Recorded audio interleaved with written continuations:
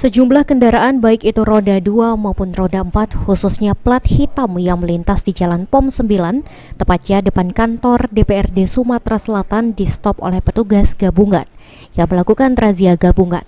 Selanjutnya petugas memeriksa STNK milik pengendara, hasilnya didapati masih banyak pengendara yang belum taat membayar pajak kendaraan.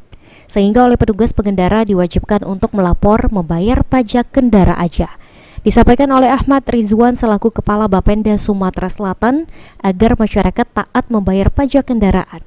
Bapenda Sumsel akan terus melakukan sosialisasi dan juga edukasi ke masyarakat terkait pentingnya membayar pajak kendaraan. Yang pertama kita melaksanakan edukasi kepada masyarakat, sosialisasi, memberikan bahwa pentingnya untuk kesadaran masalah terkait kendaraan bermotor ini, kepatuhannya terhadap pembayaran pajaknya, kemudian kepatuhan terhadap atribut berlalu lintas, sehingga ini untuk kenyamanan masyarakat dan keselamatan dari pengguna jalan.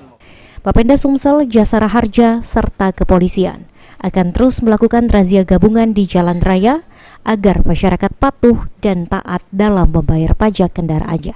Firman Hidayat, PAL TV.